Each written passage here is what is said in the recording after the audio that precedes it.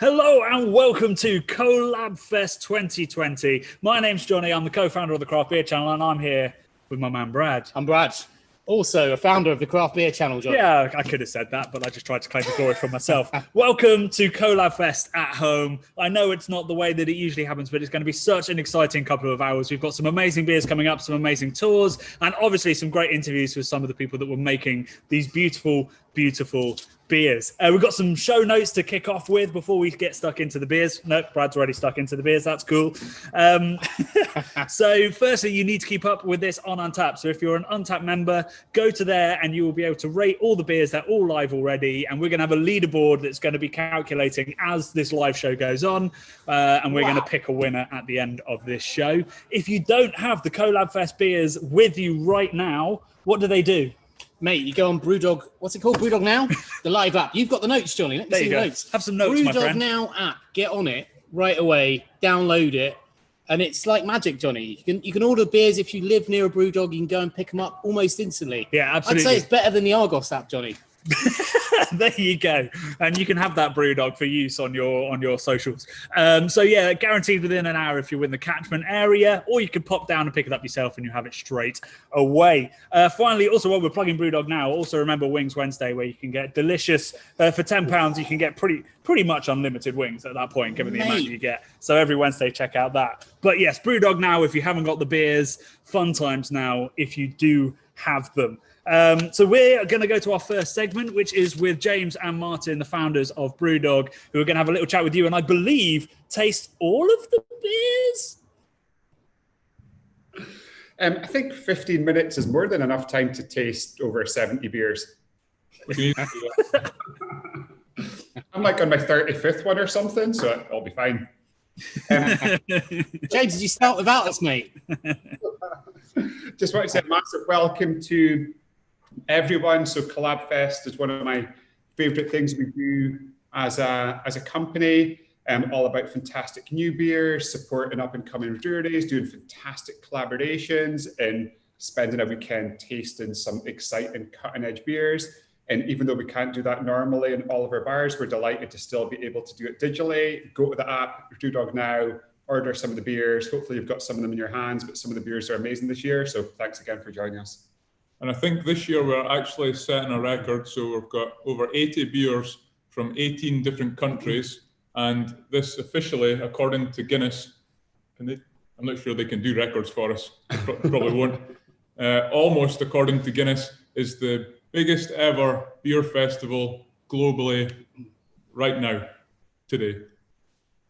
Which is kind of cool. And it looked as if all the kegs were going to go to waste. So over 1,000 kegs could have gone to waste, but we turned our bar in Tower Hill into a mini canning facility. We filled 30,000 of these growlers. We sent them to people. So we were able to save the beer and get it into people's hands, which we're really excited about. And I guess we should taste some beer, huh?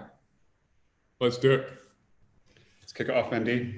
Okay, so first one I'm grabbing, and this is from a veteran of Collabfest, Fierce Beer. So Fierce Beer always seem to be right up there on the leaderboard. So this year is called Big Chomp, which I'm imagining is named after the chocolate bar Chomp.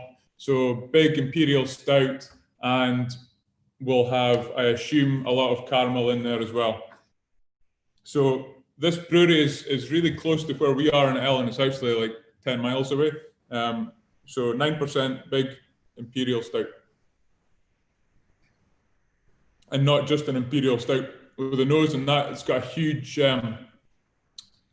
slightly charred vanilla bourbon aroma. So I'm guessing this is coming from a bourbon cask as well. Huge amount of chocolate in there. And it does, like it says in the title, Big Chomp, have a nice layer of caramel too. So this is the first beer for me this evening, and I am going to score it very highly. Love it. So I am also starting locally. So the first beer that I'm going to taste is from Cromarty, so just up the coast from us, from where we are in the northeast of Scotland. And this is from Bongo. So hazy session New England IPA. And if you guys can remember Ungo Bungo, the fantastic kind of tropical juice of our childhoods. This beer is based on that. So many tropical flavors explode out the glass. Peaches, guava, pineapple, kiwi flavors. Super delicate on the palate, the low ABV. Almost like a cloud of flavor as it dances its way back your tongue with kind of tropical explosions left, right, and center. Super drinkable, super thirst quenching. Martin started at 9%. I started at 4.1%, but both made very low success in Scotland. And another fantastic Collabfest beer, perfect for drinking outside in the sunshine in the summertime, or just pretending it's not the winter and it's not 2020. Okay, so the next one I've got is also local to where we are. We're also going to do some beers that are not local. It's not. They're all randomly picked. So this one is Brewtown, which is Peterhead. It's about 20 miles north of here. And this one is a nitro beer, which I thought was quite interesting. And judging by the nose of it, it's a nitro hazy IPA. And I think around about 6.5%, maybe 7% alcohol. So really nice in the nose, big tropical fruit, pineapple, and also a really, really smooth, silky mouthfeel, which is nice when you've got that juiciness of a hazy IPA. So yeah, cheers guys, well done. So we also have some little Collabfest stickers. This beer blew my mind. This beer was epic. So the beer that I have in my glass just now, and I'm going to give some to Martin so he can taste it. So he can taste it as well. Is not only my favorite Collabfest beer of this year, but probably my favorite Collabfest beer of all time. So Tiny Rebel Superhero Landing, 13% Imperial Milk Stout. It carries the 13% so well, and the nose is just absolutely insane. Salted caramel explodes out of there, kind of milk chocolate, huge hit of vanilla as well, like so enticing, so many delicious flavors, but on the palate, this beer is just phenomenal. 13%, and you wouldn't for a second notice it. It just kind of envelopes your tongue with a beautiful velvet glove of deliciousness and just gently caresses these beautiful flavors into your palate. It's like the ultimate dessert in a glass at 13%. It is so, so good. Tiny Rebel, Superhero Landing. If you've got this in Brewdog now, do all you can to get your hands on it. The beer is absolutely phenomenal. Tiny Rebel, well done for dating this. It is fantastic. Yeah, Kraken beer, well done. Okay, next up, heading to Italy. And guess what? How many guesses do I get? One. You woke up at 5 o'clock this morning and tasted all the beers, then went back to bed, then had a snack and got up again. Nope. Okay, sorry, I've got no more guesses. Hazy IPA. So Birrificio Lambrata in, I believe they are Milan, I think. Apologies if you're not. So nice, 6.7, hazy, perfect. Not bad, chunk of lychee. Nice, smooth malt again. Not too much astringency from the hops, which is great. Good, well done.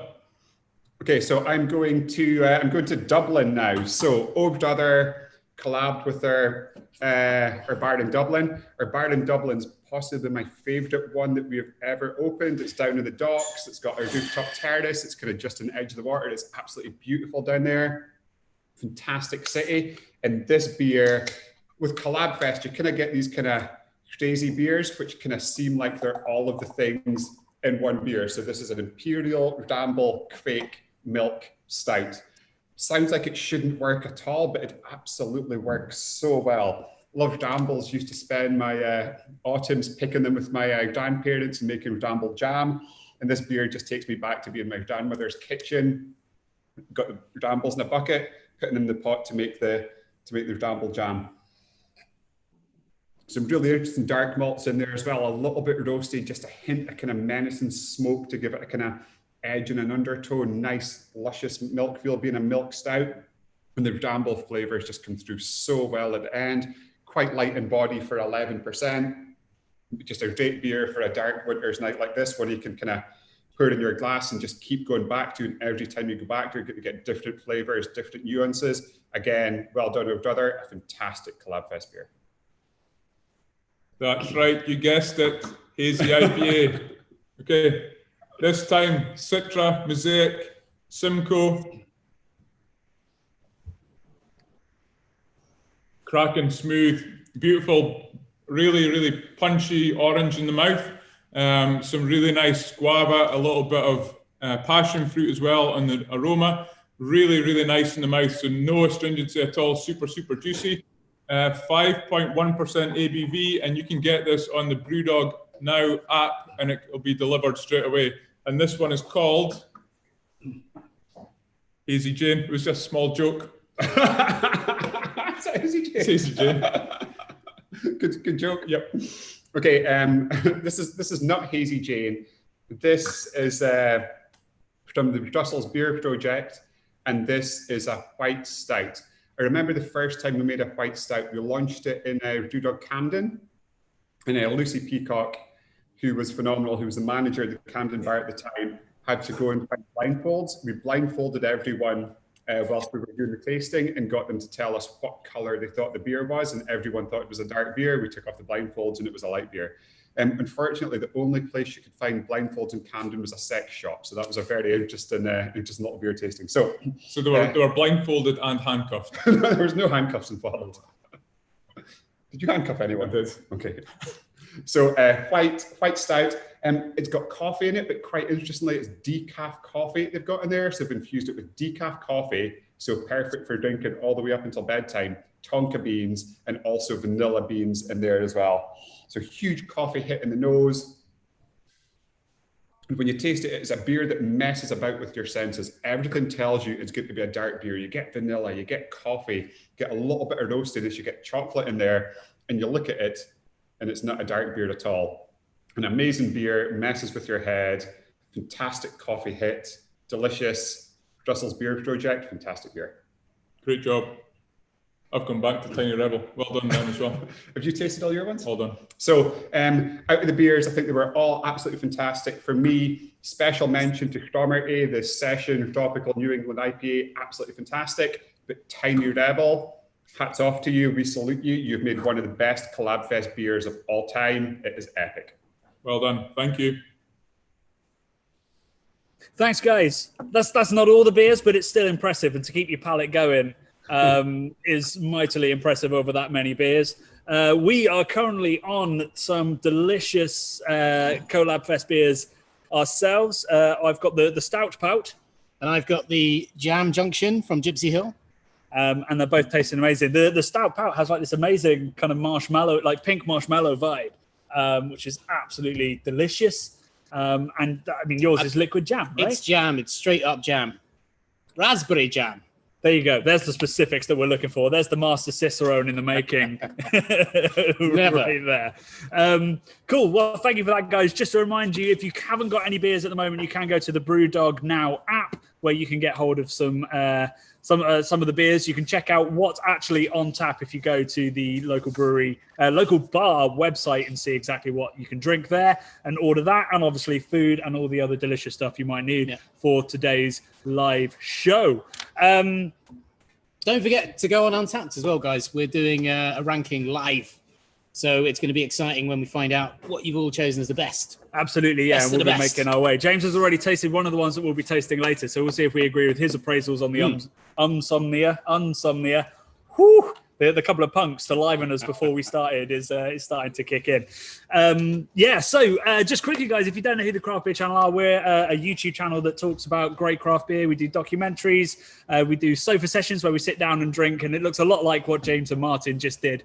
So do check us out on the other side. And a lot of what we do is interviews with brewers, which we're about to cut to now. I believe our first tasting is going to be with the amazing Paul from Orbit Brewing. So where are our beers? We've got all of them lying out here. More importantly, where's Paul? Where's Paul? Bring up the Paul. Paul, are you Hey. there? Hi Hey. guys, I'm here.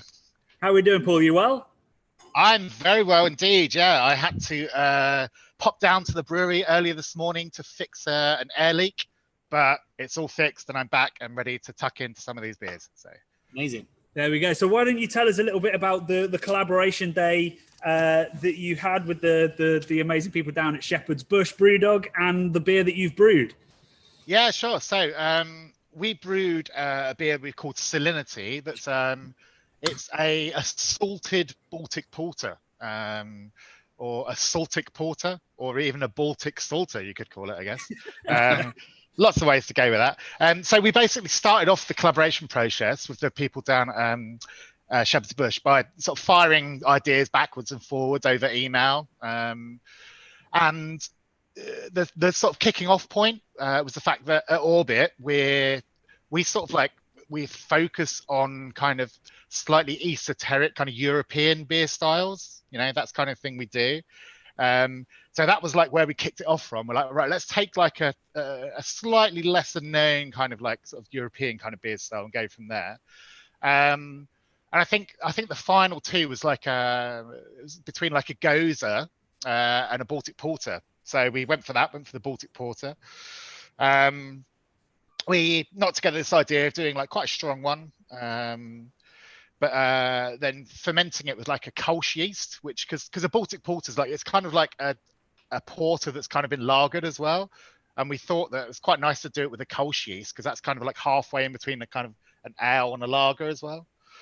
Yeah. And then the idea for putting the salt in it came into it, because that came from a few different angles actually. It's just it's a bit of a left field thing to put in, but the fact that one of our ideas was to do a Goza, which is like a slightly soured beer with some salt in it.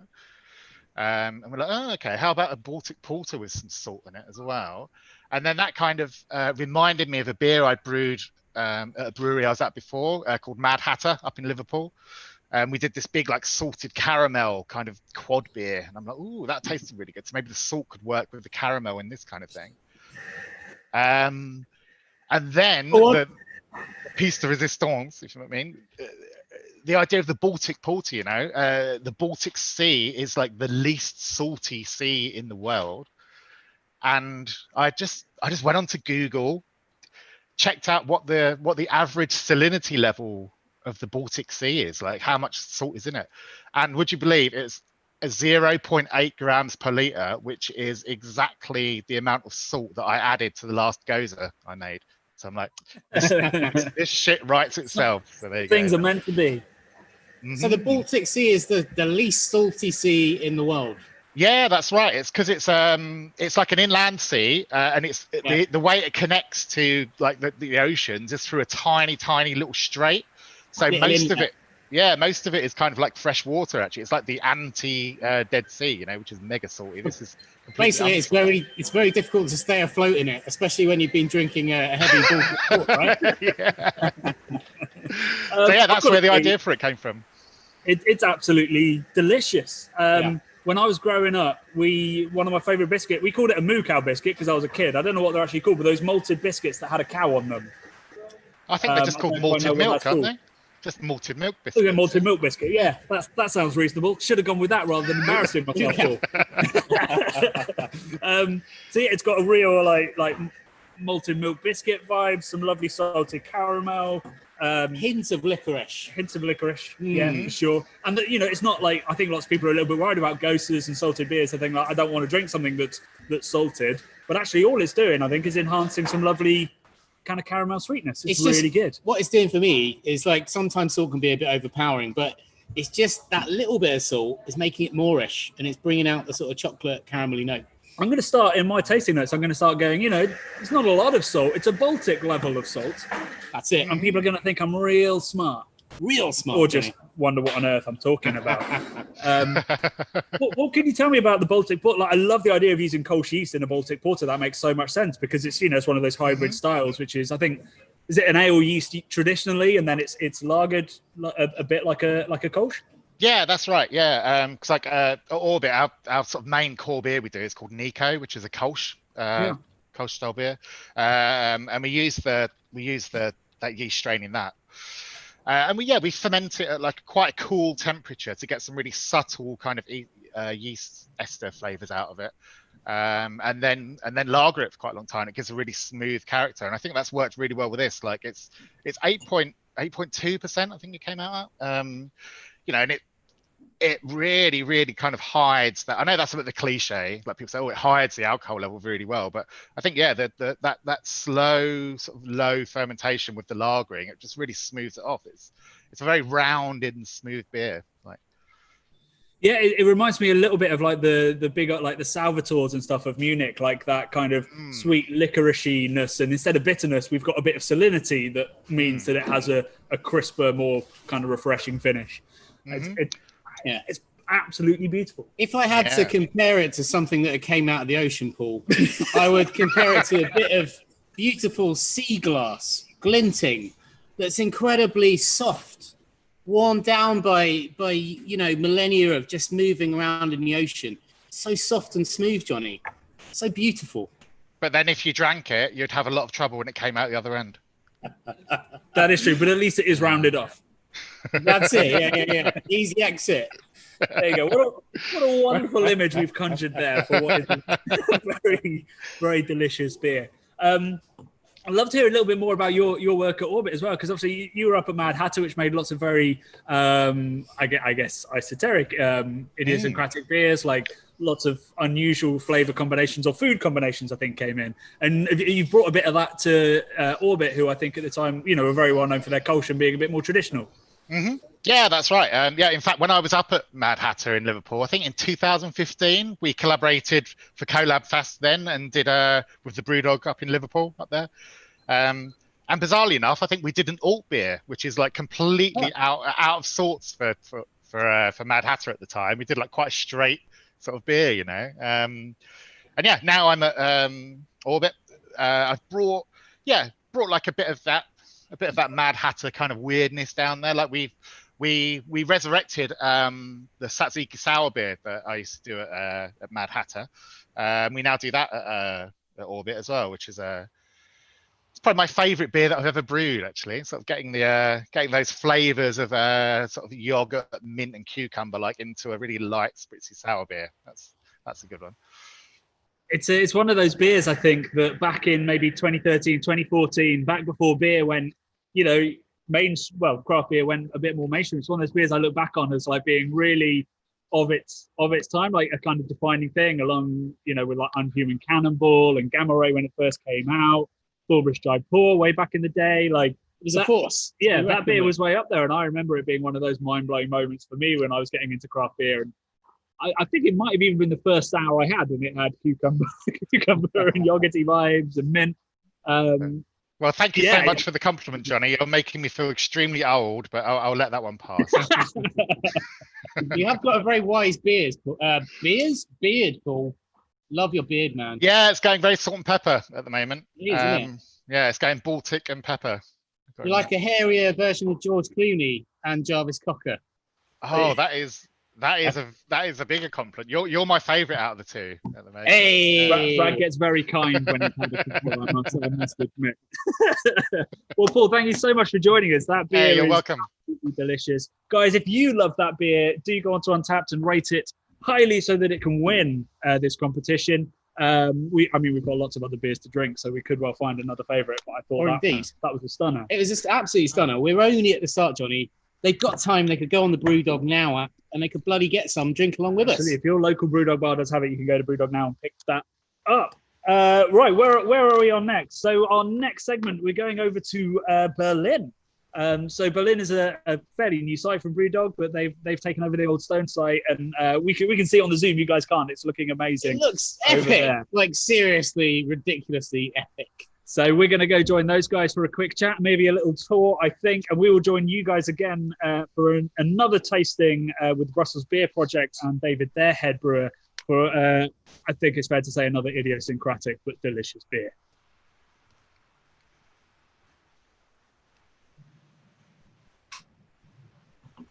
Dominic, are you with us? Yeah, I can hear that there. Hi guys, welcome to Berlin. We're sitting in front of the nice brewery here at Dog Tap from Berlin. Sitting together with our Berlin Dog Tap collaboration beer with Multi Brewing, Small One Brewing on the north side of Berlin. And it was a super fresh Kellerpilz, what we can taste it hopefully with you guys together. Like some of you can taste it hopefully of that. I'm Toshi, the general manager of Dr. Berlin, and this Sebastian, our head of brewmaster. Yeah, he's going on the back side of the glass wall, and I'm on the front of. And we hopefully can give you some information about European stuff, specifically in German ones, what we're doing at the past time, what we're doing at the moment, like that. In the middle of that, it's like for the next minute, we want to introduce you in our winter special box like that. Hopefully, maybe you catch that with our online shop, or if not, travel to Berlin at the next days of that. We will start with the Kellerpilz, what we got on the fresh hops. If you got some questions at this time, don't share about it. That's consider.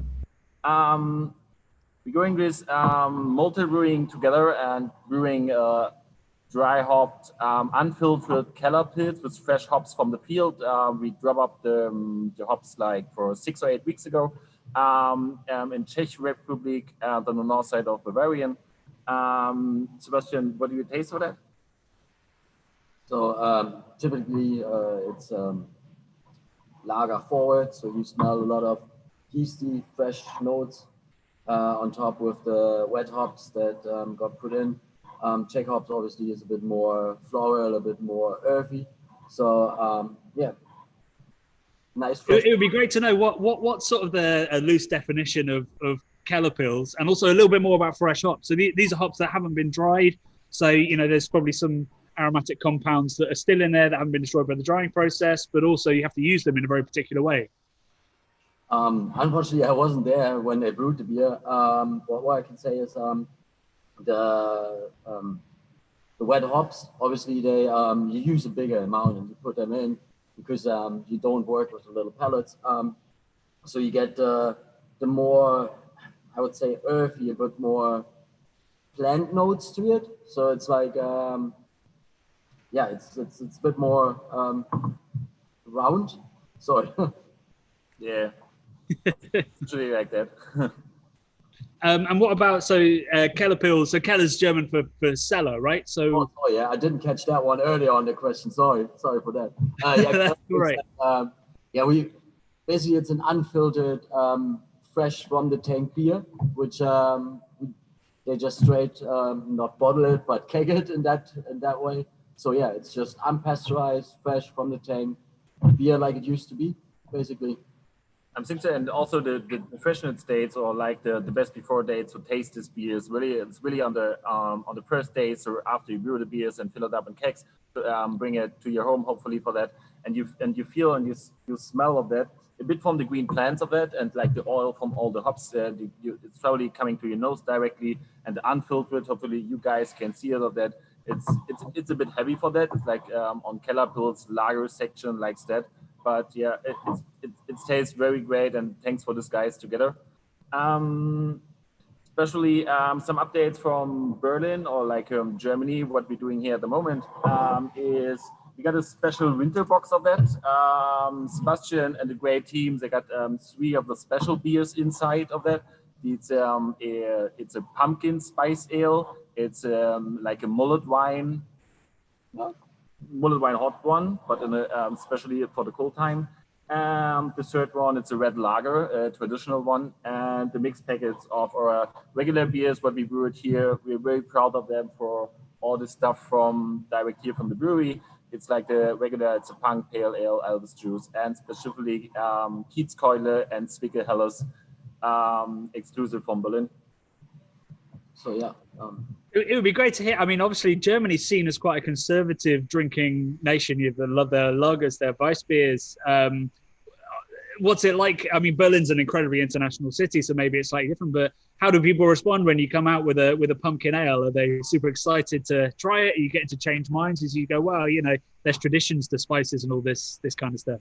Yeah, I think with these three beers, we try to shock as well a bit. So because pumpkin spice is not really common, like you said, it's just like not a beer that you will find here in every store around this season of autumn or so. No, it's not. But I mean, want to give it a shot, maybe we'll find some lovers and we can continue brewing this beer next year again. But also, what we can find in the hospitality part and the feedback from the traditional beer drinkers, or the Pilsner guys or the wheat beer guys, so that it's not too heavy amount that, it's not too spicy of that. We're working with some cinnamon, nutmeg, clove, allspice, ginger. So like the typical, like you would say overseas in the US, that you would do your pumpkin spice beers. But the smooth one for the first style of that, and feedback, it's very great. It's going through the cold direction of that. I'm thinking for the Berlin at the moment, it feels like we're zero on the ground degrees. It's fucking cold outside of that.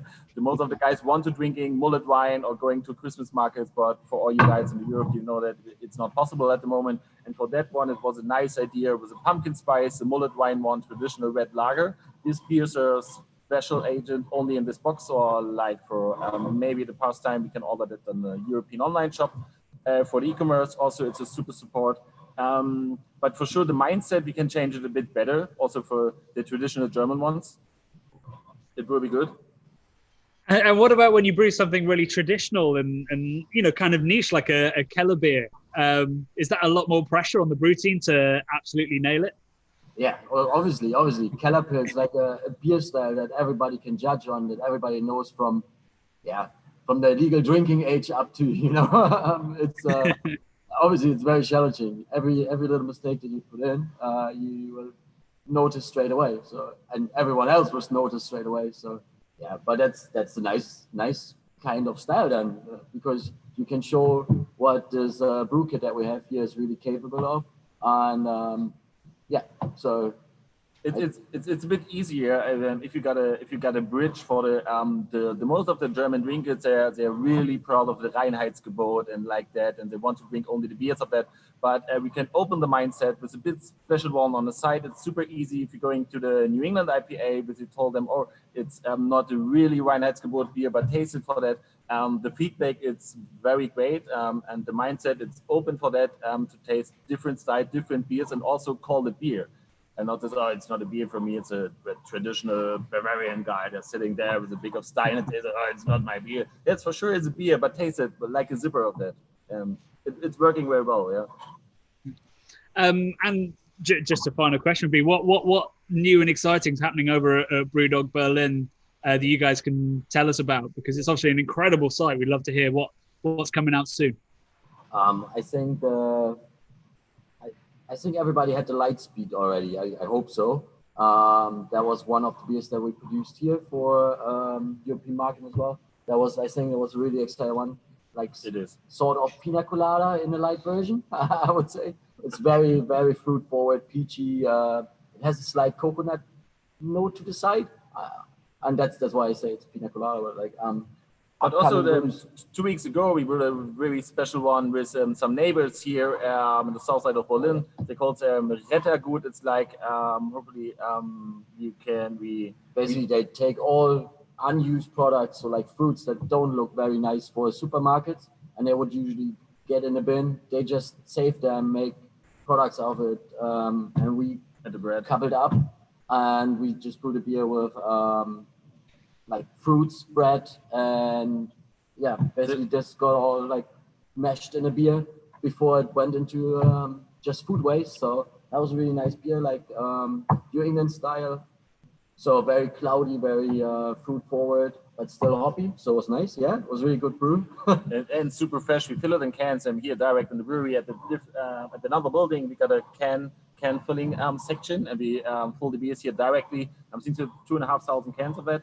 But the first days on an online shop, we sell a few hundreds of that, and so it's super fresh. You can order the beer that's 2 weeks ago. That's super nice, and the story behind it for sure. Food waste, and it's part of Brewdog tomorrow. What we want to do it the next time, also the next year in Berlin, to bring all this energy together. And yeah, it's super got like a relationship from the front of like the hospitality part, like the restaurant and the brewery at the same building, but you can see it here. What we want to do, it's not we can't do in a brewery tour, but internet connection, maybe it's not the best one for direct to take the tourists in the brewery. But yeah, hopefully you can see the big things there. Awesome. Well, guys, thank you so much for your time. I look forward to visiting one day. It looks like an absolutely magic space, and you guys seem to be doing some delicious beer, which we need to go. Big time. I mean, it looks stunning though. It's like a cathedral to beer. It looks beautiful behind you. All the glass, all the tanks. I mean, we got to get out there, Johnny. Once the world unfreezes, is that what's happening? Well, I don't know. I looked out the window for a while. 100%. You look. Come around, book a trip maybe beginning of next year to Berlin, and hopefully we guys can invite you for especially directly tour and a nice tasting in this fucking amazing building. Hopefully. Yeah, man. Sure. Cool. Thanks, guys. All the best. Thanks. All the best for Big you. love. Bye. So yeah, if you've never been to Brewdog Berlin, heartily recommend that. If you can't wait for that, there's still lots of delicious beers on the Brewdog Now app that you can go pick up either yourself or within an hour. If you're within the catchment area, you should be able to get some delicious beers and some delicious food. So basically, it's like Deliveroo, but deliver booze. Deliver booze. Deliver booze. Nearly. Almost. Kind of. Enough to get you sued, probably. So we're going to move on to our second tasting of this evening, which is with David from Brussels Beer Project. You guys don't need to travel. We'll just take you there digitally from Germany over to Brussels. Dominic, can you hear us? Yeah, I'm here. Thanks a lot for the invitation. First of all, great initiative and concept by Brewdog. Props for such a great resilience and for making the Collabfest happen in this year. Very happy to be here. Well, so why didn't we? There's lots to talk about with this beer, lots to unpick. Let's start with how this idea sort of came about with the guys from the Brussels Brewdog Bar. Yeah, exactly. I know it's a bit controversial, but yeah, when the folks from Brewdog Brussels came to us inviting to participate to the Collabfest, we obviously said yes. We are very happy with the invitation and to be part of such a great event. About the beer, I remember we had a creative session all together with all the team from Brewdog Brussels and our team. We were trying to find a concept or a style that would please everyone involved in the collaboration. So we came with the idea of a full, rich, creamy stout, like Imperial Stout. And we were supposed to go in that direction. Although after deep thinking from us and checking what other breweries have done at the Collabfest in previous years, we just thought that most of the breweries will go for one of three styles. So Imperial Stout, fruited sours, or hazy IPAs, of course, with some exceptions, but I guess we are not that wrong. But that will be the easier approach for us. We are used to brew those kinds of beer regularly. It's part of our portfolio. It's part of our DNA to experiment with crazy hops, to hazy styles, to big stouts, just to please our customers. And we didn't find challenging enough to participate in one of those styles. We just thought it will be a good opportunity to brew and challenge ourselves and the beer drinkers out there with something different and audacious. That said, we try to go a bit crazier, trying to mind trick people while keeping somehow the original idea that we had in our first creative session.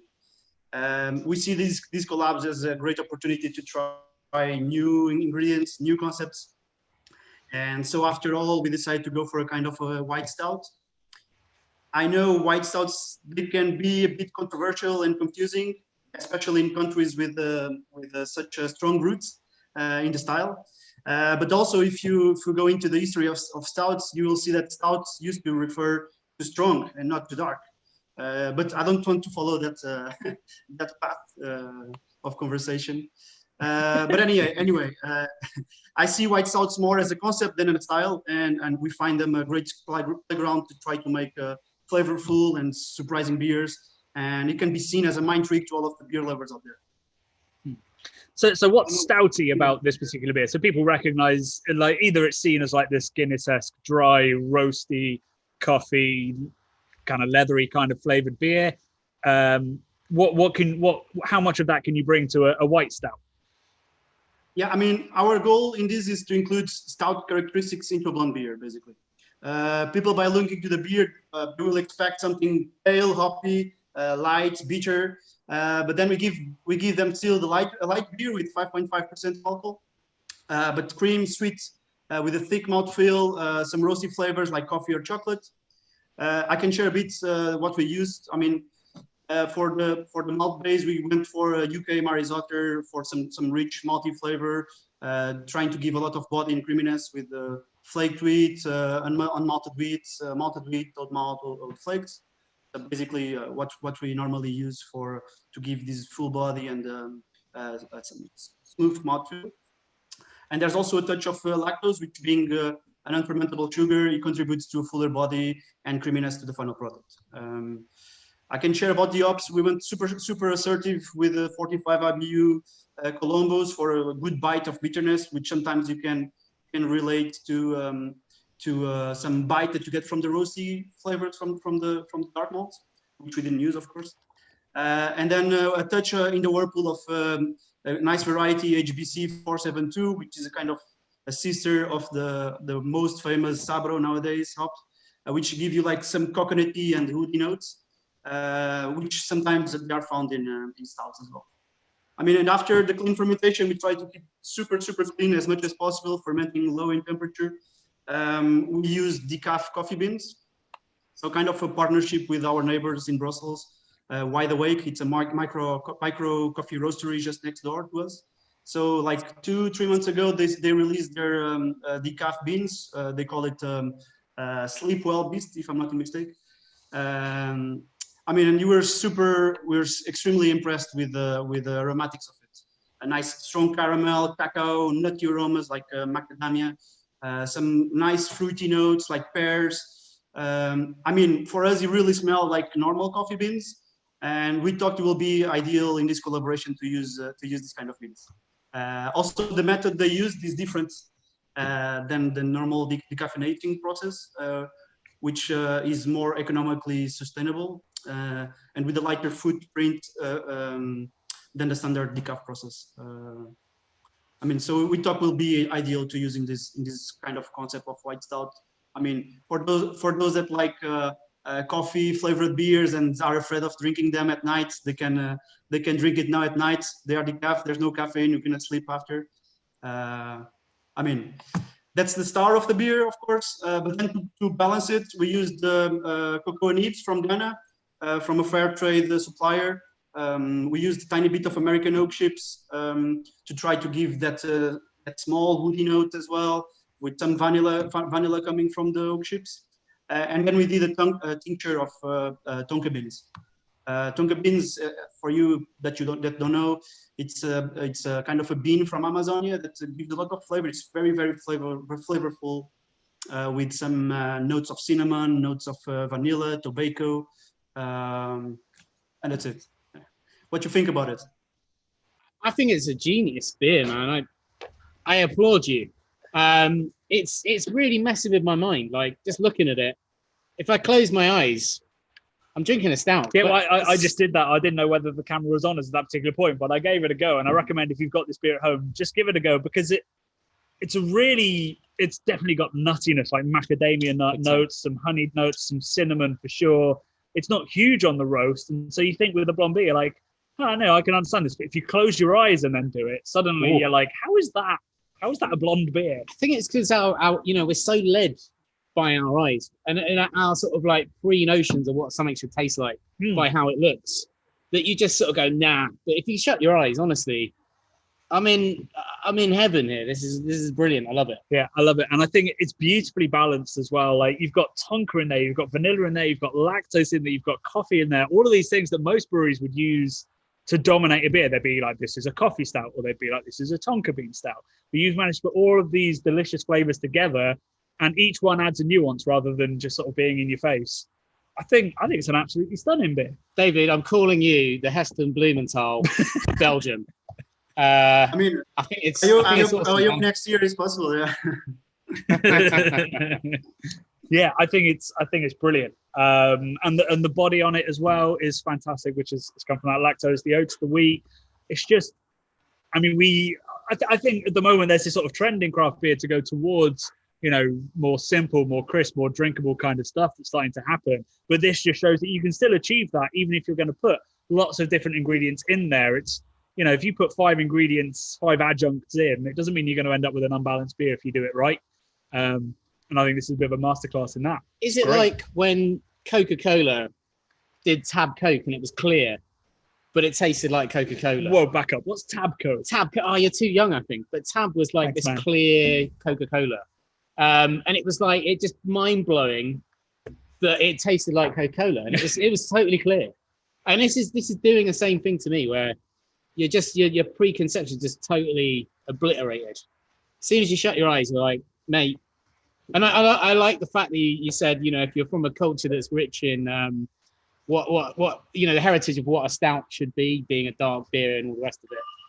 I've got Irish heritage, Johnny, and I was willing to like go nah, but I tell you what, that is cracking, and especially because it's decaf.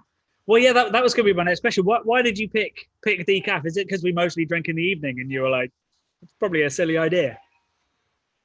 No, I told you, like we go very, very often to these micro roasteries just next door.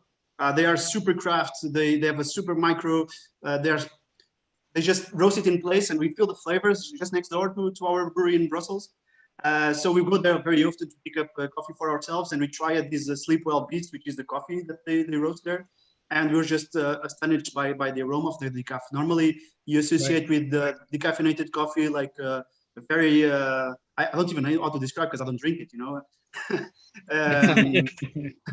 So the decaf beans, they really smell like normal coffee beans, and for us was just, I mean, we used their coffee before for other brews, so we just thought it would be a super nice idea to try to use decaf for the first time, and we are very, very happy with the result. And what about the color? So if you were adding coffee beans, I'd have thought there would have been some kind of infusion of color. Was there any? Was this brighter before, or? No, there was almost no extraction from the coffee. So what we did, we steamed the coffee beans before we added in the fermentation vessel at cold temperature. We steamed it. We threw away all of the water resulted from that steam. You can also pasteurize the coffee by it, so you can avoid all of the contaminations that can come together. And then we just put it at cold temperature for 5 days in contact with the beer, just extracting all of that flavor together with the cocoa nibs, together with the oak chips, and that's it. There's no color extraction, and it was whole beans, so there was no powder, there was no grinded coffee, and that's it. Just whole beans straight into the fermenter at Exactly. cold temperature. Exactly. Interesting. And I mean, Belgium, I think more than many brewing nations is pretty. They're pretty happy to see adjuncts in their beer. There's obviously, you know, orange peel, coriander. At Christmas, there's star anise. There's all kinds of stuff going in. Is there a lot of love for this style of brewing in Brussels, or is there reservation around it? Yeah, I mean, you have the traditional brewers that, of course, they use their adjuncts like coriander or orange peel, or I mean, but Belgium is also like, we have big strong roots about all of these styles created by the Belgians and by these tradition brewers. We are a bit the opposite of it. We do whatever you want. We give a lot of respect to those traditional brewers, and we praise them. We brew those beers sometimes. We love to brew sometimes German lager beers, just to please the brewers, because we like to drink some nice crisp, nicey hoppy lager after the brew. I mean, we try everything. That's our DNA. It's collaborative, participative. We try to get as many styles and mix them together and all of that. So we are a bit of the opposite of the traditional brewers, but always paying a lot of respect to them. Awesome. Well, David, thank you so much for joining us. That, like, an absolute mind blower of a beer. Really enjoyed that. If you didn't get hold of it for today's proceedings, see if you can track it down, because it's an absolutely delicious, mind-bending. I'm confused, Johnny. I'm excited. And most importantly, I'm not drunk yet. And you're not on a caffeine high either currently. I feel like I'm on a caffeine high. I feel pretty energized, man. I feel like a placebo coffee effect that's happening to you. Must be. Maybe it's the tonka beans. Who can say? I think science could say it's probably not the tonka beans, but hey, let's go with it.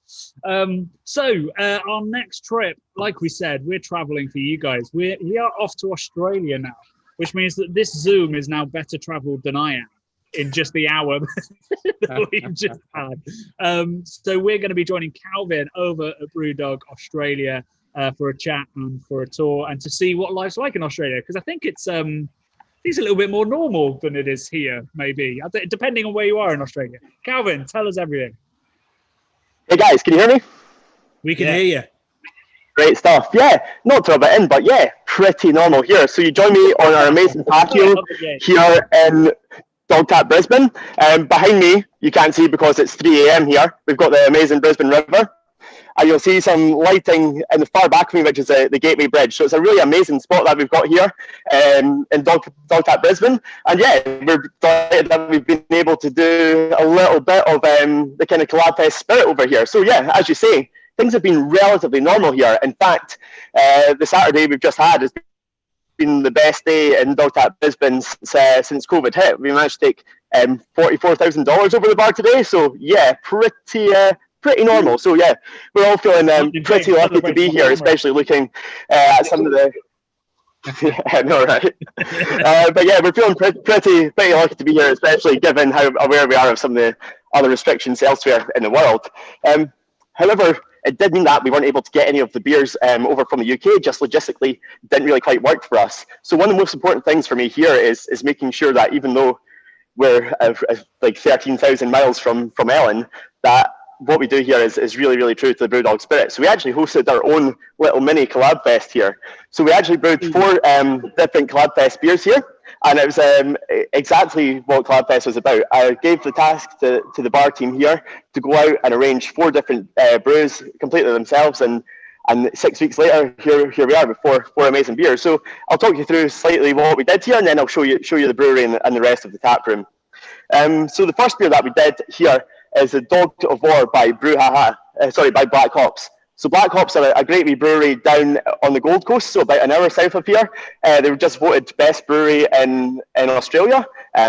We'll see where we rank on that one next year. But yeah, we're really happy that the guys down there collaborated with us. So this is a 5% hazy IPA, chock full of Ella hops actually, which I've not seen cropping up in too many beers over here. So it's a really interesting style.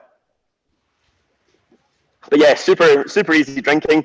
Not that dissimilar from Hazy Jane actually, but really riding the wave of the popularity of your kind of 5% sessionable hazy pale ales over here.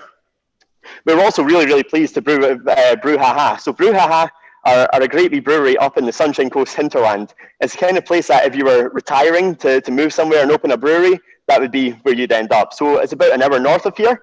The head brewer, Matt, used to actually be a brewer for Beavertown back in the day. So it's always great to head up here. And they're real specialists on kind of Belgian styles. So we brewed a Saison with them. It's called Pitted. It's a 5.6% apricot Saison. It's got all those classic Saison notes you'd expect, but real fruit punch. They've absolutely chalked this one full of apricots. Just drinks so easily. And when it's 30 degrees in the daytime here, again, sorry not to brag, but it's exactly the kind of easy drinking summer beer that we want to create out of Collabfest. We're also happy to team up with Corumbin Valley Brewery. So Corumbin Valley are, again, based about an hour south of here. In fact, really close to the New South Wales border. And Corumbin Valley have been producing some absolutely great sours. So there was no doubt what kind of style we were going to brew with those guys. They actually had a great idea of making a gin fizz style sour. So this beer is actually infused with the Lone Wolf Cloudy Lemon Gin. And it just gives it a real citrusy kick. So yeah, really nice and acidic, really tart, but then again, easy drinking as well. At 4%, it's not the lightest sour you'll find, but again, really smashable for the Australian summer. And then finally, we brewed with Fick. So Fick are a really small brewery that we're really happy to support. About 20 minutes north of here, still in Brisbane. So they've actually gone a bit heavier, and they've brewed a beer called Trois La La, which is an 8.4% Belgian-style triple. Jesus. So I mean, given it's 3 a.m., it might be my last beer of the day before I have to drive home. But yeah, we were really pleased to get 4 outstanding local breweries to brew with us, and I'm really pleased with the results as well. So on a little bit more of the kind of tour front, I'm sure that most people will not have actually had the chance to make it out here yet compared to some of our other breweries in the world. So it's your classic dog tap setup here. So we've got 28 beers on tap at any time. Our usual kind of split between Brewdog beers and local guest beers, and we've got about 10 beers brewed on site here just now. We've got a tap room that sits about 200 people inside and about 220 outside. So it's not been all smooth sailing. We have had quite a few restrictions here, and we're limited to 1 person per 4 square meters inside until last Tuesday, that was, which went up to 1 person per 2 square meters. So we're getting back slowly and surely to normality. So yeah, we've been in a good position here. We had a 6-week lockdown back in March and April, but that seems to have done the job. And Queensland especially has had a really good record. And we're lucky enough that in the state, we only had 6 deaths from COVID, which everyone obviously tragic, but a relatively good result compared to the rest of the world. And it's meant that a lot of our freedoms have been preserved here. So here we are in our brewery. So behind me, you see our 8 50 hectolitre fermentation vessels. And then we go behind me to our canning line. And then if I flip the camera around, we're up to our 4 vessel 25 hectolitre brew house. So one of the main challenges that Brewdog Australia has faced this year is that our brewery was commissioned last December, so coming up for pretty much a year ago now. The last piece of that puzzle was us getting our canning line commissioned. Our Chinese engineers were here just about to finish it in January when they went home for Chinese New Year. Unfortunately, we never saw them again. So we actually only managed to get our beer in cans in August. So it's been a slightly slow year on the kind of distribution front here and getting us back to where we want to be in Australia. But now that everything's fully commissioned, the quality of the beers coming out here is absolutely super. So full credit to Lindsay Crawford, who's our head of production here, and Tim Regenovich, who's our brewer. I'm really, really excited about the quality of the beers. So we're brewing a small core range here. We've got a version of Brewdog Pale Ale, and we're testing the market here with a 3.5% mid-strength. We thought that Australians kind of have a culture for slightly lower ABV beers that you can smash through, and certainly I remember the first time I went to the cricket here, and we only served 3.5% beer in the stadiums, and I thought that Aussies were, not quite the drinkers I thought they were. Then I found out that you're drinking for hydration, and if you're drinking any stronger than that, you're going to be in trouble. So we're trying to test the market here with a 3.5% version of the Pale Ale. Then obviously we've got a classic Punk IPA, still the top seller everywhere we go, and we're really, really pleased with how it's been received here and how it's tasting out of this brewery. Then we've got Hazy Jane at 5% as well, no stranger to the world of Brewdog and Brewdog fans. And yeah, as I said about the Black Hops beer, 5% hazy is really in vogue here, just like everywhere else. And then we've got Elvis Juice, which for my money is the best beer we're making just now. It's the top seller on our online shop, really, really popular. And yeah, I think it's just that citrus pithiness, the fruitiness, it just really resonates with a hot day drinking here in Australia. So I'll show you a little bit of the brewery, just aware that most people will not have been here at all. So yeah, it's a bit of a better view of our fermentation vessels here, looking over down to our bright tanks and our canning line. But one thing you'll notice is that we've got a hell of a lot of space here to expand. So we want to kind of softly approach the Australian market, but we're really, really confident that when you come back to us for Collabfest next year, if this starts happening again, it's going to be looking a lot busier. So it's really exciting times here in Australia. Really happy that the bar's been able to function relatively normally compared to anywhere else in the world. Really excited to have had 4 amazing collaboration beers here. And yeah, really looking forward to 2021 and getting the beer out there in Australia. It's amazing, like that shot that you just showed us of just the fermenters really reminded me, I think, of a shot of Brewdog right at the start where it's just sort of Martin and James and maybe the dog just in front of it. Must be quite nostalgic to look at that, and then you pan round and it's not just a tiny warehouse, it's this giant. After that, it's a far cry from the Fraserburgh shed, that's for sure. But I think as we expand, internationally, we want to act like this is a Fraserburgh shed. We've got to always have that kind of small business mentality that makes sure, we scrap for things. We're making sure that in a really, really difficult year, we're trying to absolutely make the best of it. And the second that we start acting like, a business with 4 breweries in the world is the second that we take our eye off the ball a little bit. So yeah, there's definitely, even though it's a slightly shinier surroundings here, there's definitely full of that mentality that we had back in the days in the Broch. What's the response been in Australia? Did people know who Brewdog were and were really excited to see you guys land, or were they like, who are these guys? Are these a new Australian brewery? A little bit of both. So we've been a presence in Australia pretty much since 2008, 2009, since the real early days. In fact, there's a great beer bar here in Brisbane called Archive that still has an empty bottle of Tactical Nuclear Penguin on its back shelf. So we definitely did have some presence here. But when I first moved over about 13 months ago now, tasting the Punk IPA that you get in the bottle shops here, that's, you know, been on the water for 3 months and it's not been cold chilled the whole way, and you know, tasting that beer compared to what we're able to sell now, it might as well be a different brewery. The taste is just so much better. So what we want to do is really build on that reputation that we had for being a really innovative brewer from some of the early days. Like, people still come in asking for Riptide, which I don't think we brewed in a fair while. So yeah, we definitely did have a little bit of resonance here. But yeah, what we always have to remember is, especially for me coming from the UK, is that your average beer fan in Australia probably hasn't heard of Brewdog. So it's a real fun challenge for me to come out here and be part of building it from the ground up again and establishing us to hopefully be at a point similar to where we are in the UK and increasingly Europe and America as well, as one of those leading lights of the craft beer scene here. So you're clearly from Scotland yourself. Have you been with Brewdog for a while and you've moved over for Yeah, I'm coming up for 9 years with Brewdog, so I'll know a lot of faces on this call, I'm sure. But yeah, I started as part-time bar staff in the Aberdeen bar back in 2012, and then kind of slowly gravitated south and was operations manager for London and the southeast of England before the opportunity came up over here in Brisbane. So yeah, it's been a like Brighton and then going south. That's exactly it.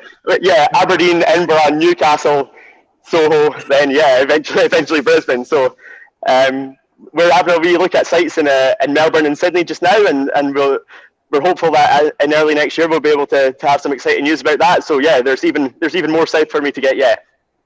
Epic, man. Amazing. I think you need to work on your suntan a bit more, Calvin, if you've been out there for 13 months. This is my suntan. I'm very impressed by your internet connection. You've gone absolutely everywhere in the brewery, and you've been solid, mate. Very good. Glad to hear it. And it's what time is it? It's like 3 a.m. over there now. Yeah, it's just gone 3:05. So absolute legend, mate. Trooper. Did you go to bed? I had a wee nap, and then full disclosure, the Hibs game kicked off at 1 a.m. our time, so I managed to watch that and then jump on here. So I've had worse mornings. So don't feel too sorry for me.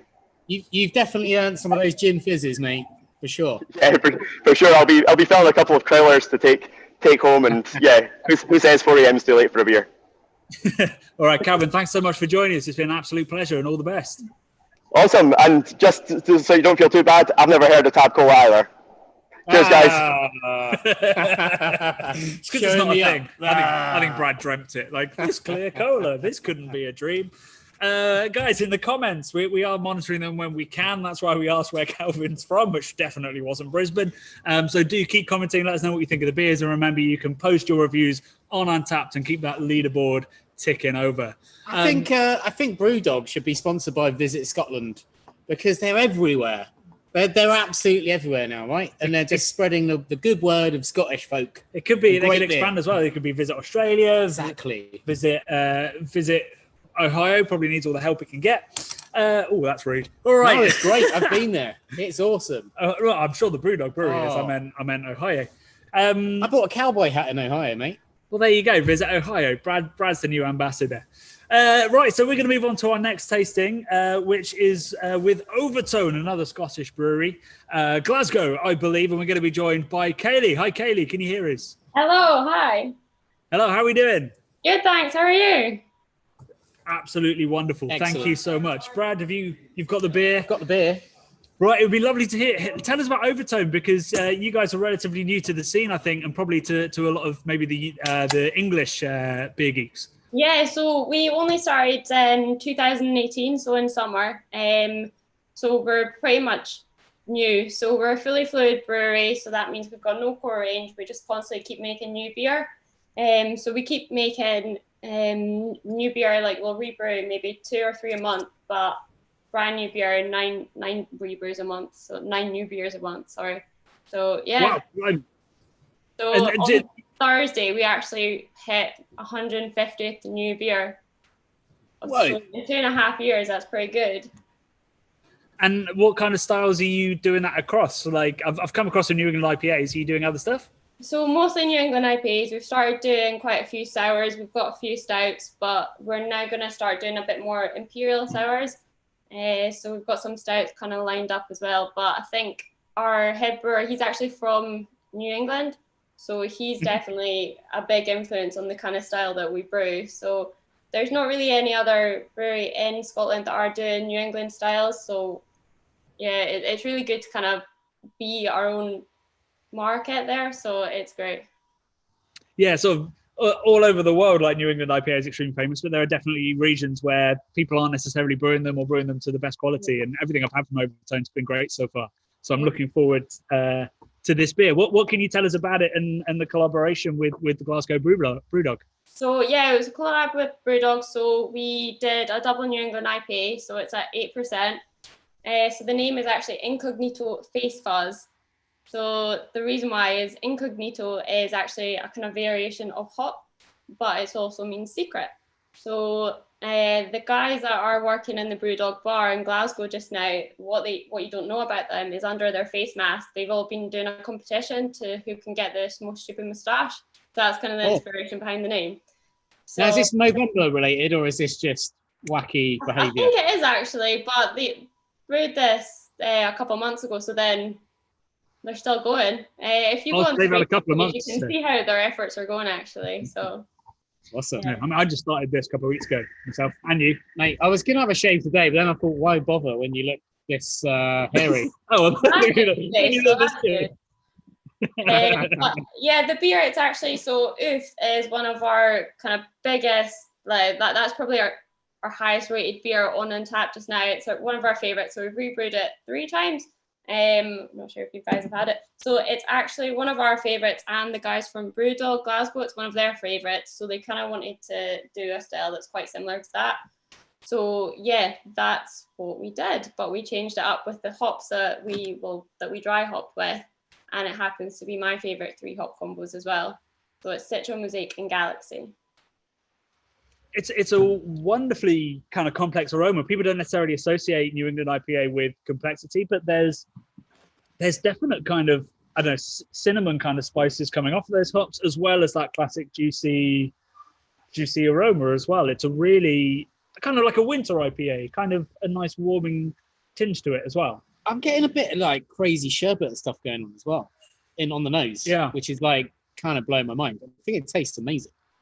Yeah, it is absolutely beautiful. What was that? How did you sort of select that hop bill with the guys at the bar? Did you sit down and do sniff tests? And we did, but I think this has always been a kind of 3 hop variation that we've always wanted to do. But we started with the malt base that we had for Oof, and then we built on that. So it then has Citra Incognito. So we add that in the whirlpool. So Incognito is basically a hop concentration, which is just like super hop. It's like 10 kilograms worth of hop pellets. That equals 2 kilograms of this Incognito. So it's like Robinson's double concentrate, but 5 times. Good Scots reference. That's how hoppy it is. So because that's the only hop that goes into it, there's very much not much bitterness, and then we just dry hop with the three combos as well. So I guess what that sort of form of hop means that not only do you sort of get less wastage, but also you really dial in those really specific flavors that you're trying to get from that particular hop. I've got some for my homebrew. It comes in like a lipsol kind of. Really? You know, when you've got chapped lips, it comes in like, for homebrew scale, I'm sure not at Overtone. They weren't just there with endless like little lipsol things. No, it was like an oil. No. Yeah. So it's like a concentrate for, like, concentrates have been used in brewing for a long time at the start of the boil, but it's starting to be used at the end and getting all that delicious aroma. Love that. I love the sort of technical angle from there as well. I think it's really brought something special to that. And probably economical. I don't know. Is it more economical?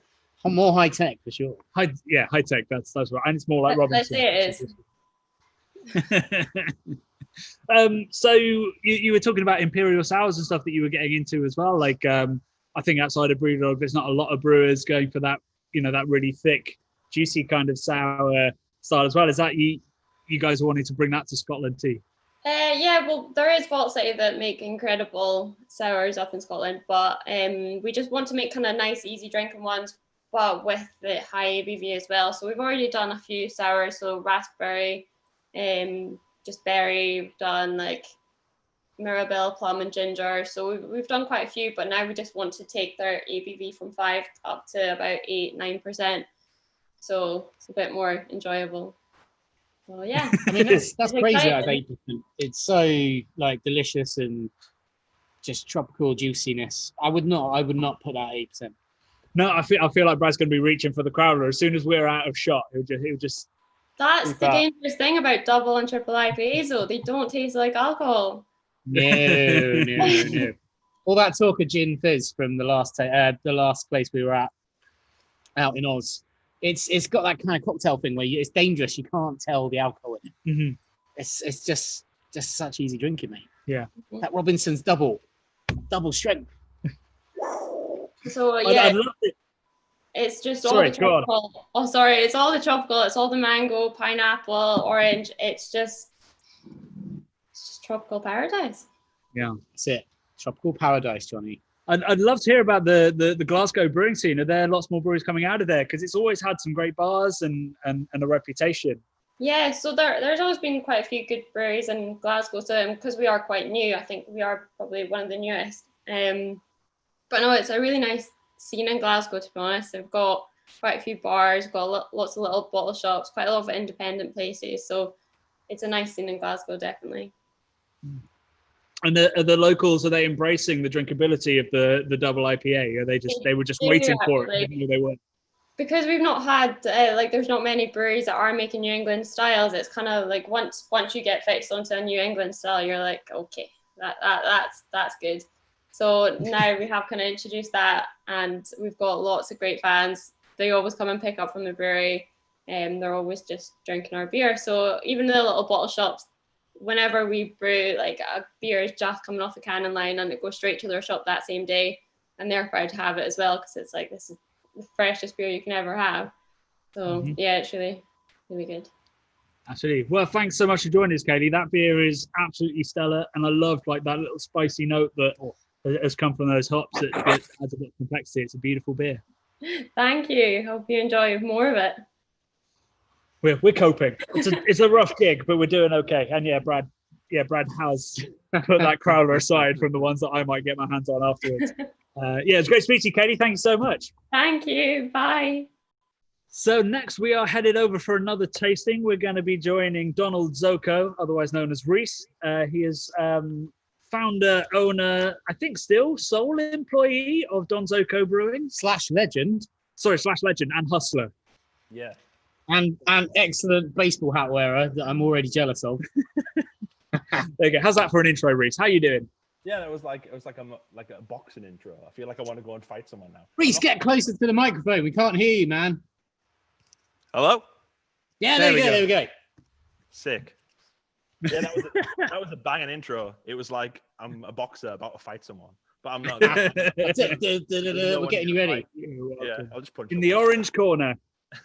It's Reese. Right. Well, we haven't got the beer in front of us. Bradley, pass it along. Here we are. So, I guess before we get into the beer, tell us about Don Zoko and where it came from and why lager is the best style. Well, Pilsner is the best style in the world. Well, it's Hellas, but you're close. Okay, Hellas. Apologies. Yeah. So I started the brewery like 3 years ago. I was living over in Germany, in Munich. I was studying over there, and I was doing chemistry, and it was going pretty well. But like, chemistry is really hard. They don't tell you that when you sign up to do a 4-year degree. So I graduated my degree and was like, yeah, I kind of like home brewing more than I like what I'm doing in the lab. And the things are kind of similar. I was doing sugar chemistry, so it's almost the same, right? It's a bit of a leap, but you know. Yeah. Sugar chemistry. That's the name of my boy band. Oh, can I be in it?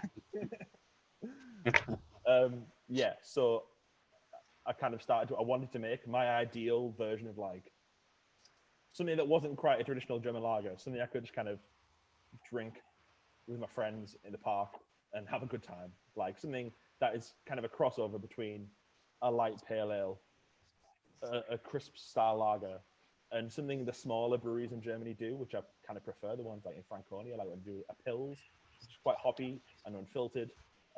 That's the kind of the thing I wanted to capture, which I feel like there wasn't really in the UK at the time. So I started brewing Northern Helles, product shot, which is our flagship beer.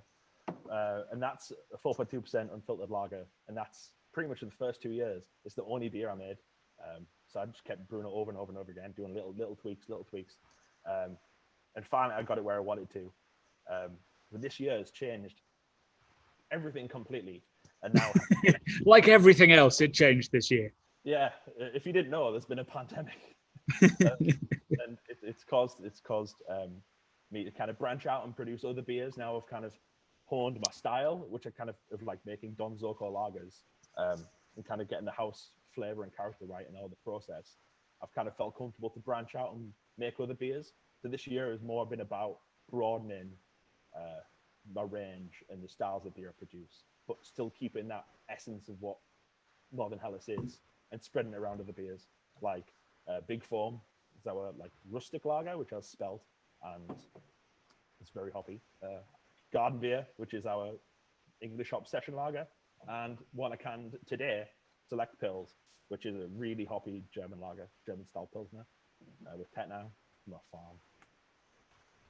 Could you, Reese, I apologize to be techie. Could you possibly jump into your Zoom and look at your audio settings and maybe pump up your mic gain? Just because we're probably super loud and then you're super quiet and people don't want to hear us more. No, you got such a lot of great stuff to say, better than what we've got to say, certainly. That we want to be able to hear you, man. We can see you. You look glorious, but we're struggling to hear you. I'm a little bit deaf, so I'm trying to lip read you, mate. But, you know, with the tash and everything, it's hard work. Let the man speak. Are we better? No. Reese, I can just hold the mic up closer to your face, dude. Yeah, is that better? Yeah, That's much so better. good. Yeah, I'll just pretend I'm a secret agent. It's all right. Yes. Exactly that. Yeah, Yes. you're on the hunt of some kind of criminal and you're trying to be subtle, but you're not because you've got your headphones on and you're going, he's over there. Bravo team, enter. Cool. So tell us about this beer and the collaboration with Newcastle. Why you picked Brett and why you picked a Helles? So it was kind of at the start of the pandemic. I had brewed a lot of Helles. I'd pretty much filled the brewery full of Helles, which I kind of was doing every 6 weeks or so. And it was all pre-sold, and then the cancelled orders started coming in, and I was like, oh crap! Like I'm going to can it all because, yeah, that's a good idea.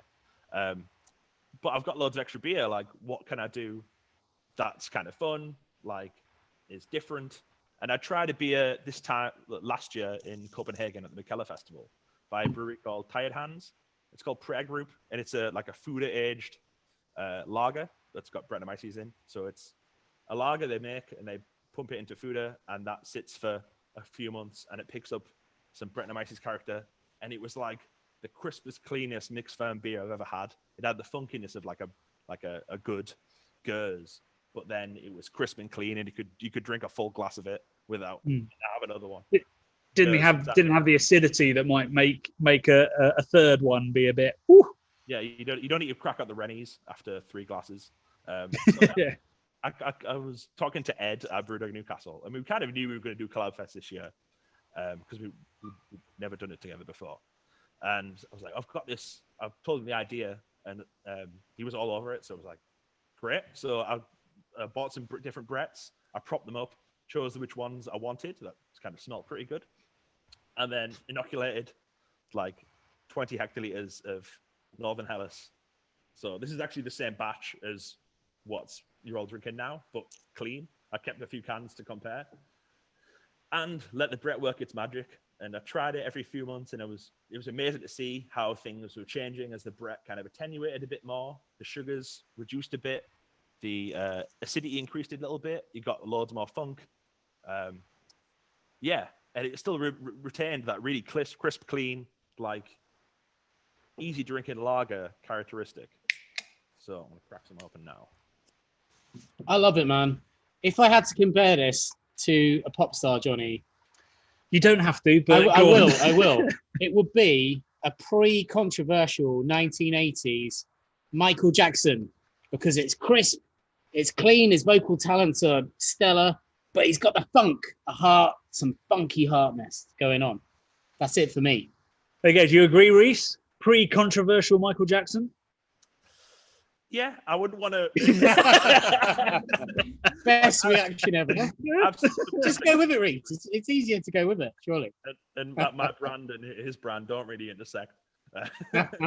Let's go with it. Yeah, cool. Bad Michael Jackson. Yeah. Sorry, I think it's absolutely beautiful. There's a kind of a green apple note.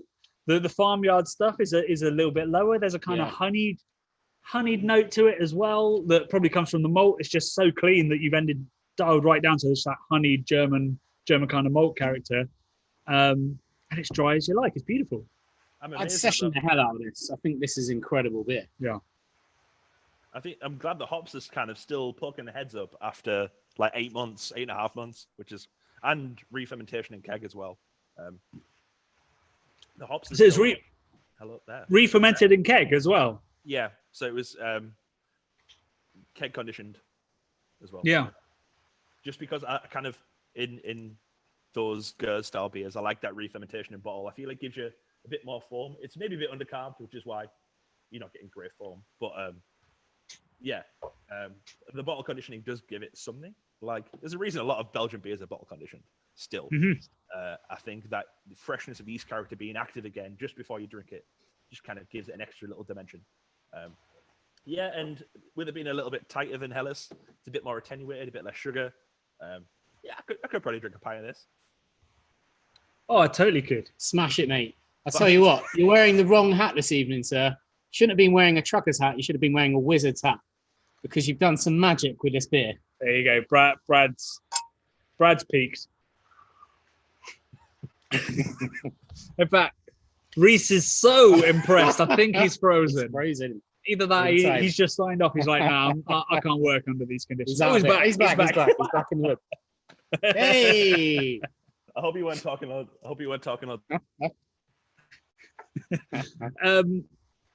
think that's absolutely beautiful. Reese, I'd love to know what's happening in the world of Don Zoco, because you're a really small setup making some absolutely sensational lagers.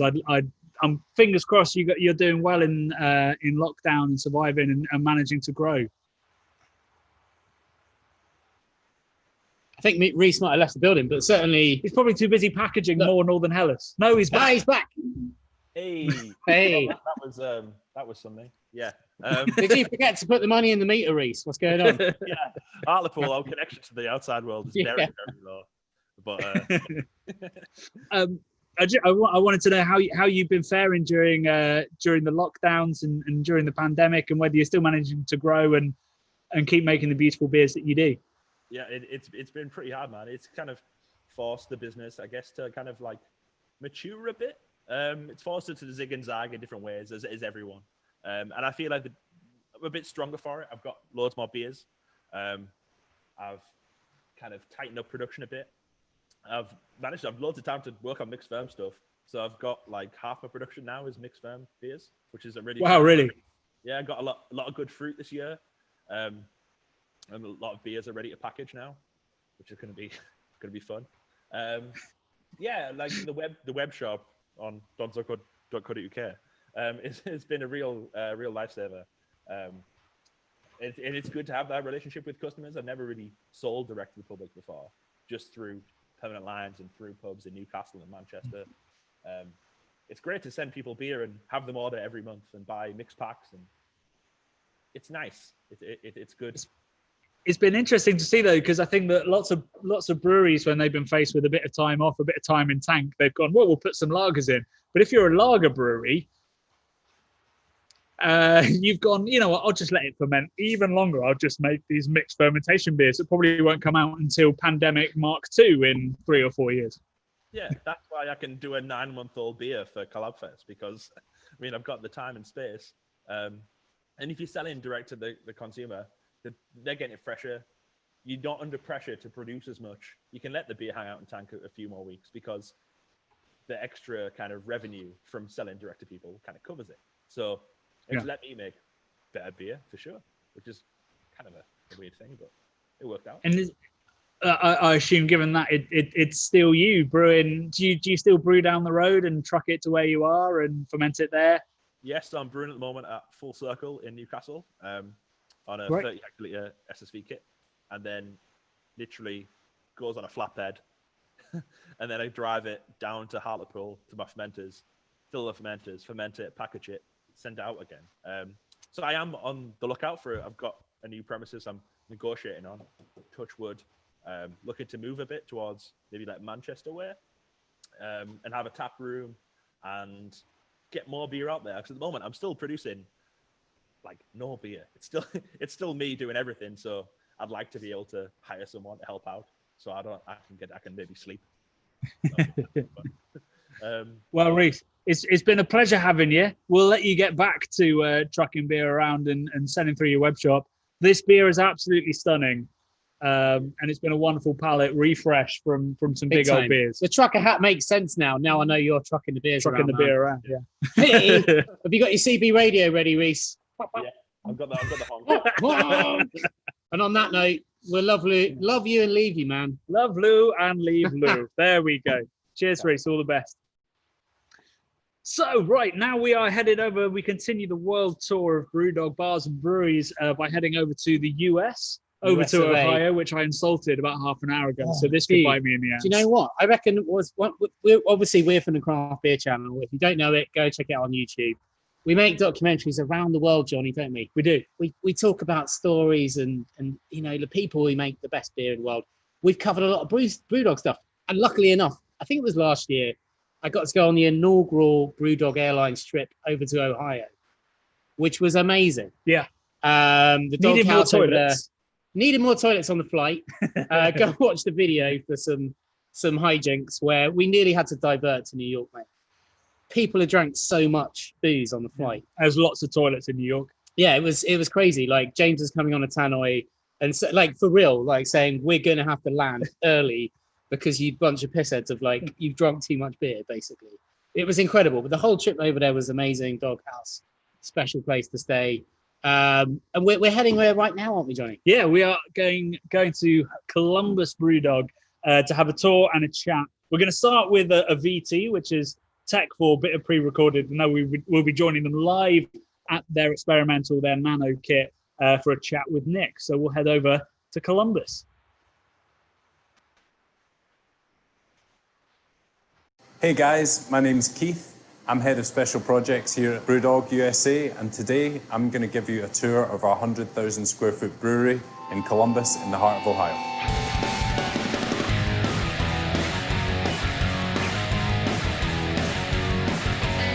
At Brewdog, we live and die by what goes into your beer glass.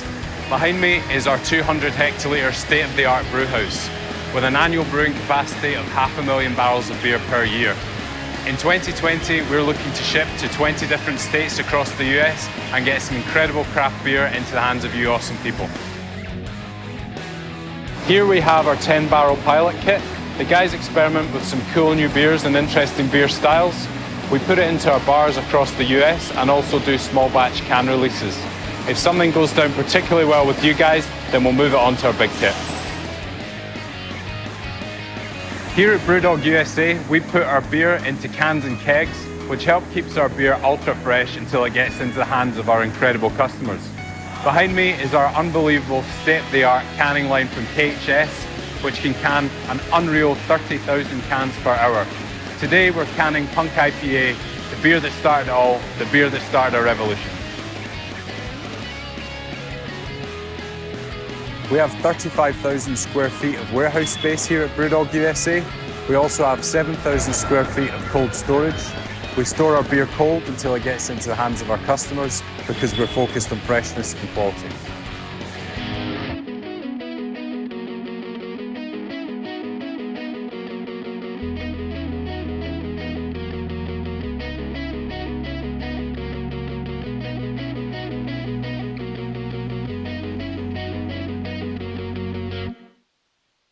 you. Mask. Yeah, just take it off. I'm gonna wait. Hold on a second. Hold on. I know what I'm doing. Hey, are we live? What's going on? You're live, my friend. You're live. Hey, how's it going, man? I'm Nick. Pleasure to meet you. How you doing? Good.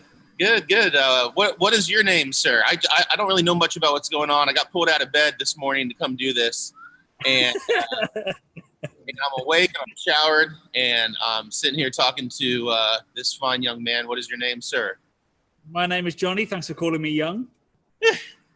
It's a pleasure. What time is it? Where are you? You're in Columbus. What time is it there? It's like 12:30. It's like 12:30 in the afternoon. I sleep in late.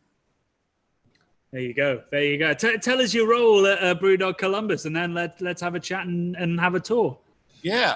So I run the Nano Dog program here. It's this little nano operation I have behind me. It's a 2-barrel kit, which is about 2.3 hectoliters. So I do really small batches of stuff. I mostly do super high gravity stouts and do stuff like that. With lots of adjuncts, what we call here in America pastry stouts. So lots of different vanillas and cacao nibs and marshmallow and coconut and hazelnut and all that fun stuff. So yeah, I get to experiment and do pretty much whatever I want here. I work with an artist named Courtney Hall, and she does all the artwork, and we kind of have our own branding. So we kind of have our own little sub-brand within Brewdog. It's really fun. We just started about a year ago. So it's the stuff that you make, is that leaving the confines of the brew house and the tap room, or is it all exclusively on site? So we at first we were doing releases before COVID, and we had lines basically at the door before we do a release, and we sold out. Is it really a pastry stout if there's not a line? That's the question. Yeah, right. No, yeah. We were lucky enough to have that hype from the beginning, and then once COVID hit, we had to switch to online sales. But then from time to time we have it on tap here. We're going to be doing a nano tap takeover in March at the Short North tap room down in downtown Columbus, and we'll have a lot of Nano Dog beers on for that whole month. So I think most breweries would use their nano kit, their pilot kit for experimentations that might go into the bigger kit. Is the approach for you to just brew some great, exciting stuff that, brings some people in and excite some palates? Yeah. We talked about that a lot before, where it is fun to experiment with stuff, and we do have a tiny Pico kit that we can do 10-barrel batches and really experiment.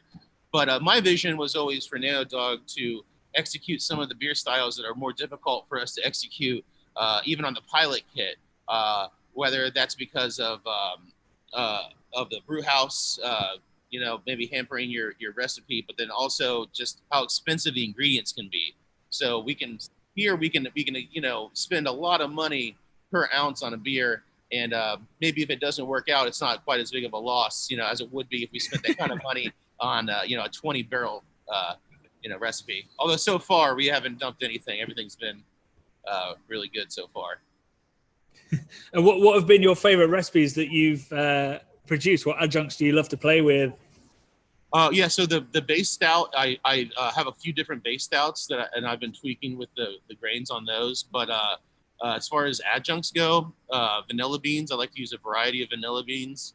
I make my own paste, so I split the bean and scrape out all the caviar, and I put it in a blender with a little bit of alcohol, and I make my own vanilla paste that way.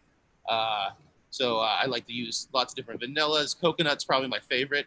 I like to use raw coconut, toasted coconut, and cacao nibs from different regions. I really like to use, there's this new product here in America called Cholaka. It's a liquid cacao nib. So they emulsify cacao nibs and they melt them down into this liquid. So it's just cacao nibs and water, and that's it. And it's just liquid cacao, and it's great stuff. Pretty expensive, but it's good stuff. So those are some of my favorites.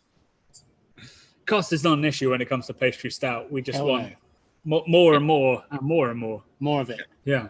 Right. More and more. Nick, I happen to, I think we might have met last year, maybe when I was out in Ohio on one of the Brewdog trips. But do you happen to know Dwayne, on the canning line? Yeah. Dwayne. Yeah, I know Dwayne well. Yeah, I got to meet Dwayne. He was a cool dude. He goes up trees and like does stuff with trees and stuff, doesn't he? Yeah, Tree surgeon. Cats. Yeah, he goes like way high up in the trees. Yeah, he climbs trees and saves cats for people. It's like a hobby. Yeah, he's a legend. Basically, I love cats. Sorry, Nick. Sorry to hijack the chat, but like I love cats. Dwayne was an absolute legend because he loved like heavy metal music. It's one of those hijacks where you just hold your hands up and go, yeah, take it, just take it. Just like climbing trees and saving cats. I just thought when I met Dwayne, this man's a hero. Yeah. So shout out to Dwayne, hands across the ocean, and I'd love to try some of your nano stuff. Next time I come over, I hope we can hang out, bro. Yeah, your hat is awesome as well, man. Yeah, you might have seen me here before. I've been here since we opened as a bartender. So I was a bartender for 3 years. Well, yeah. I reckon in the doghouse bit, we maybe had a chat. Yeah, that sounds right. I was inebriated though. Yeah, as usual. Not like now. No. All you UK people gets obliterated when you come here. It's a long way to go. So we're used to drinking in pints, you know. Yeah. And then you put something 10% out of us, and we're like, does it come in pints? I reckon that the Ohio tap room is like one of the most legendary places I've ever been, in terms of like a place to drink. You got the like fire pits outside. You've got like a 1980s arcade inside. You can play all the shuffleboard stuff. It's epic. Yeah. Has Brewdog Columbus been involved in the collab fest? Have you guys brewed with the bar in town?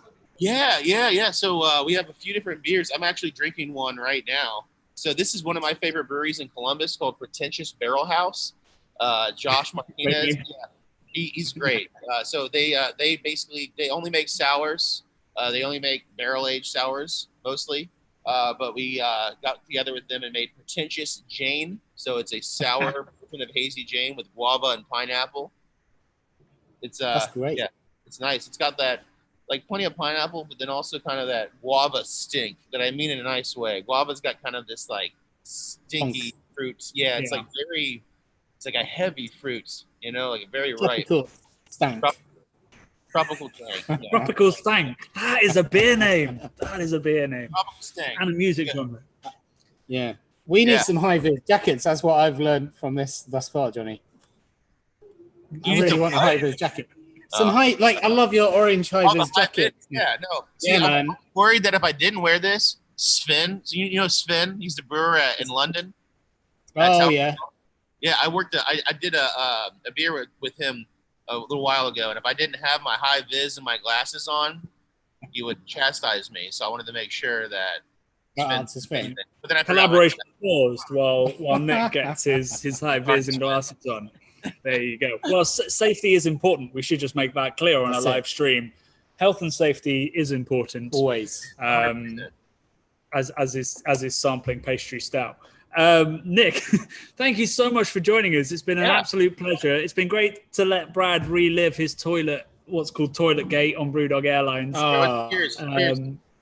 Special. Virtual cheers. Where's Hopefully, our camera? Johnny, me and you, mate, we're going to get out there. All right. And honestly, it's amazing. We'll collab with you someday. All the best, Nick. Thanks for joining us. Hands across the ocean, bro. There you go. There's a man at midday in Columbus, Ohio. Shuffle my papers. It's a legitimate job, Mum and Dad. So now we're going to head over for our final tasting of the evening. Johnny, I'm not ready for it to end. It's been so much fun. We've gone around the world, mate. I feel like this, none of us can travel anymore. No? You can just forget about traveling. You can just forget it, Johnny. It's starting to change. I mean, in Australia, they're okay. It's going to happen. They are okay. There's a vaccine coming for the UK, but that's not what this is. Not a news bulletin about the vaccine. No, but I'm saying what a special thing. I'm amazed. I'm so glad that Brewdog have done this evening. Yeah, it's been wonderful to get outside of our bubble and speak to some people around the world. We're just reaching out, man, around the world. Like we'd normally just be traveling everywhere, experiencing these things firsthand. And this is better, right? Kind of better. It's more personal. Is it? Wait, is it? Maybe. I don't know what Brad's talking about. So we are going to head over to our final tasting. Before we do so, I should just remind you that even once the show is over, Brewdog now is still running, so you can still taste the collab beers that are on in your local bar. It will be guaranteed within an hour if you use Brewdog now, if you're within the catchment area. And they also do delicious food. You can get wings on a Wednesday. You can get wings on a Wednesday. On a Saturday, you can also get wings, just not such a wonderful steal. So do head over to the Brewdog Now app, download it, and you can taste the beers that we'll be tasting. We've been tasting today. You can watch this back as well. It's on YouTube. It'll go live again. Don't worry about it. You can rewatch it. And you can rewatch the wonderful interview we're about to do with the lovely Jimmy from Unity Brewing down in Southampton, one of the best Belgian-style brewers in the UK, but also making magnificent American and British-style beers. Jimmy, how are you doing? Hello, I'm all right. How are you guys? Yeah, we're coping. I'm coping. I think about Brad. I'm also coping. I'm coping by drinking copious amounts of amazing beer. How many beers deep are you guys right now? 11. We're pretty deep. We're entrenched. We're like World War I soldiers in the trenches. Rolling deep. Rolling deep. Yeah, rolling Adele deep. would be a more suitable comparison. You've got this kind of wonderful effect on you that looks like you've been into Photoshop and just played around with the filters. Cool. Yeah, you look like you're in a 1980s AHA video. Go through the mirror behind you. Cartoon animation. Massively low res then. No, but it's in a good way. No, you look pretty In a good way.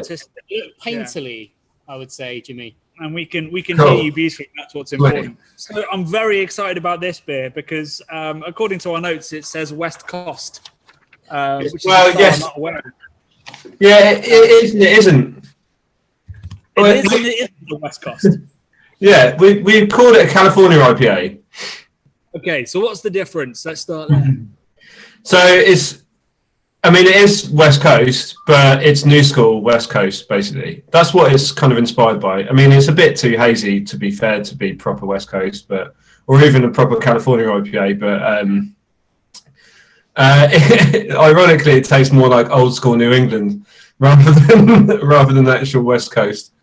But yeah, it's England. You mean Alchemist style? Yeah, like juicy, but really, really bitter too.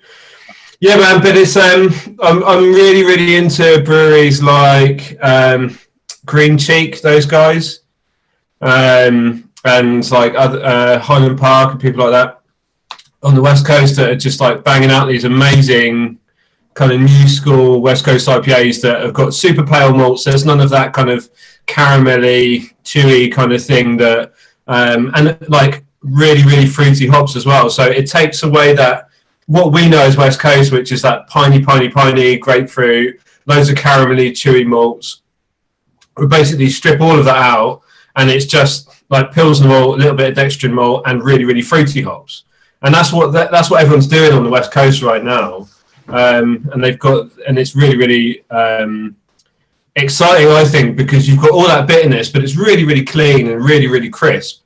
But you've got lots of tropical fruit character too. So I just think it's really interesting what they're doing, and I'm really vibing off it at the moment. So when the guys were like from Brewdog Southampton, which is our second ever collab fest, the first collab fest we did was a black saison that everyone hated. So we're like, let's brew an IPA time, guys. Things that won't sell. Dark beer and saison. I know. I mean, thing is, I've had a few black saisons before, and I think it worked. I was really happy with it. I thought it was awesome, but people weren't ready. You were ahead of your time. Yeah, you were. Maybe 2025, bring it out again. Maybe not. I'm really interested in what you're talking about there. So West Coast IPA is this, it's pine, it's resin, it's grapefruit, it's lemon zest over a slightly caramelty body. This California IPA, or I think maybe Mountain IPA, they also sometimes call it, from like Colorado, like Adele's. It's like juicy, but also very dry, very bitter. Well, not very bitter, but classically bitter. Yeah. And that's sort of the third way. It's a meeting of minds, isn't it? Yeah, I think it's meeting in the middle. Yeah, it's my current favourite thing. I mean, it does combine that heady, juicy, drinkableness that New England IPA has. Okay. The Neon Raptors talking at this point. That was stronger than I thought that was going to be. but increases the drinkability, because New England IPA is amazing, but smashing 2 cans of that, you start to get a bit kind of sticky.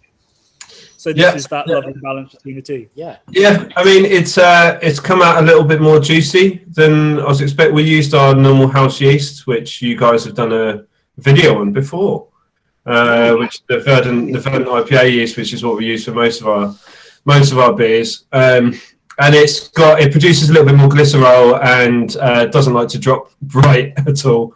Come on, tell us what glycerol is before we. Glycerol is basically what's glycerol? Difficult. I'll tell you what glycerol does rather than what it is. It's probably more. Okay, useful. go for that. Yeah.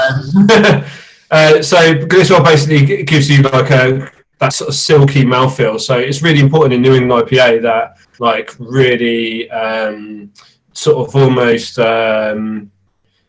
chewy kind of silkiness that you can get that really when you punch kind of thing, yeah exactly. So it's nice. It fills the palate really well, and I think with this style you don't want so much of that, so it was fun, but I think it works. It's good beer. I'm really happy with it. There's loads of like Amarillo and Citra and Azacca in it, so it's all the fun hops. Yeah, it's interesting. I mean, Amarillo is one of my favorite hops. You don't see it as often, maybe, as we thought, because it's basically like biting into an orange, and it's a really lovely, juicy, orangey hop. But I don't know whether sort of Citra covers that base in most brews, or well, something. Citra's a lot more toppy and a little bit more like piney, I think, and can have a bit of a dank note. I mean, this is. Like Amarillo plays more of a bit part in this. It kind of fills out the middle palate a little bit, whereas like the Citra and Azacca are all the kind of toppy thing, because we used a bit of cryo, Citra and Azacca in it just to kind of lift the aroma a little bit more. So it's like Citra and Azacca are like the guitar player and the lead singer, and Amarillo's the drummer and bass player. Do you know what I mean? It's holding it all together. The rhythm section. Yeah, exactly. Yeah. Yeah, it's nice. Yeah. I think that's an absolutely beautiful beer. How is everything for Unity? Like, I see that you've sort of sectioned off your Belgian style beers into a new brand. Yes. That looks absolutely beautiful, by the way. I think it's a wonderful branding job that you've done there, and the beers have always been great. So is that a conscious thing to go like, we do this? Yeah. But also this is where we come. Yeah, we've always really struggled a little bit with people understanding really what we do. So we started out brewing a lot of Belgian style beers and a little bit of New England IPA. We've always had that in our arsenal, and it just naturally, the New England IPA part of it's become a much bigger part of it, because it's what more people want to drink, and that's cool. And I really like brewing those beers, and I love to drink them, so it's fine. But I wanted to. We used to get like funny reviews on Untapped going like, rating one of our IPAs and going, I can really taste the Belgian thing in this, and it's like there's nothing Belgian about that beer at all whatsoever. Just because we also brew some saisons, so it's weird. So I really wanted to give it its own focus, because I think a lot of people know Unity now for brewing more New England kind of style IPAs and stuff, and I want, our whole focus is to make people really enjoy what we do, and so I want to make it easy for people to understand what we're up to as well. So we decided to. I never want to stop brewing those Belgian style beers, because I love doing it, and we've got like a really solid hardcore that really love those beers that we make. So I kind of sectioned it off in its own little sub brand, so we can give it its own little airtime, And what's the sub brand you need? Come on, tell us about it, mate. What's it called? So it's called Made Provisions. Yeah. And you can find it on @Made Provisions on Instagram. Nice. We've got a autumn saison out at the moment under that brand, which is a rye and juniper saison with a load of juniper leaves that we foraged, which gives it a really nice, lovely resiny kind of thing. And we've got a winter wit beer with locally foraged chamomile and nutmeg and clementine coming up. Hello. There we go. Sounds pretty sexy. I'm getting excited. Okay, Bradley. Settle down there. Jimmy, it's been an absolute pleasure to have a chat with you. Thank you so much for brewing this delicious IPA for the finish. It's absolutely stellar. What a way to end on the evening, right? What a way to end the tasting. Nice. yeah, guys, do track down Unity and do track down both sides of Jimmy's amazing brewing. We're coming to the end of Collabfest, which is a desperate shame. I've just checked the leaderboard. Oh, that's been come going on. Where are we at? Currently at number 1, we've got Superhero Landing, which was the Imperial Stout from Tiny Rebel. Wow. Which makes a lot of sense. 13% Imperial Stout, big adjunct flavors like Tiny Rebel do so well. In fact, we have to wait for number 5 to hear from a beer that we've tasted tonight, which is Incognito Face Fuzz, which was the delicious New England IPA. Epic. With Overtone. So, guys, if you disagree with that, check out the link. It's brewdog.com/UK/collabfest, and you can go see the leaderboard there. Obviously, to enter that, to give your views, you go to Untapped. We'd love to know who the winner will be overall. I would just add that, the night is young, Johnny. I'm certainly going to keep drinking. Good. Brewdog now. Download the app. Absolutely. Get the beers. Let's have a party. There's still time, and they all come in these beautiful little 500ml crowlers. And I promise you will not regret getting any of the ones that we've tasted tonight. They've been absolutely stellar. And there's so many different varieties. So do check your local Brewdog bar to see what they're serving tonight. So we're going to wind it up for the evening. We're going to be joined for a last word by Martin and James. But from us, it's been an absolute pleasure hosting this. Brad's held it together. I've held it together. It's unusual for a live stream. I'm usually pretty tanked by now. That's all we could have asked for. But we've got wings. Wings were delivered. Johnny, look at the wings. Let's hold the wings up to the camera. Wing Saturday. Oh wait. Oh, Wing Wednesday. There we go. Everyone get involved focus. with. Hang on. Wing. Oh, come on. Yeah, there you go. I mean, they look delicious, right? That's them. They smell great as well. So, guys, thank you so much for having us. Follow us on the Craft Beer channel on YouTube. Make sure you follow Brewdog as well, because they have an amazing YouTube channel as well. We'll hand over to Martin and James for some final thoughts. Hey, guys. So we are all about taking people together through good beer and creating that sense of community. So it's been amazing to be able to do that today, despite the restrictions, despite the challenges we have with COVID-19. As we finished all the Collabfest beers that they had on tap and dog tap, Martin and myself just tasted this. So this was packaged in Fraserburgh in 2009, and Storm is Punk IPA, or original Punk IPA at 6%, that we aged in Islay Kalila whiskey casks for 6 months. So lost most of its carbonation, but none of its edge and smoky and peaty bite. We were actually very pleasantly surprised by how it tasted. Yeah, so it started off at 6%. It took on 2% when it was in the barrel. So it's now hugely punchy, and because it's in a Kalila cask, it's like a crazy smoky demon. At the time, it was versus some nice tropical citrus fruit of punk. Over that time, that's kind of evened out a lot. So it's now got a nice smoothness to it, nice sweet, and still very, very smoky. Love it. Martin, do you want to show us some of the sour beers that we've tasted as well? Just again, because we've tasted all of the Collabfest beers that we have up here. Oh yeah, so we got into some sours as well. So you can see this is like a very big mix of berries. It's got blueberries, cherries, strawberries, raspberries. It was okay, but this was decent. We got the strawberry lambic, and then Driefontein Creek as well. Really good. Next up, we also, so this was a EFP beer, Double or Nothing, and this was us thanking our EFP community to allow us to be a double carbon negative company. So for every Brewdog beer that's drunk, we double offset the carbon that's associated with that beer. And then this beer is amazing. And it's a little tilt of the hat to Nano Dog Nick as well. So he had a beer called Propane that we tried around, about March, I think, this year.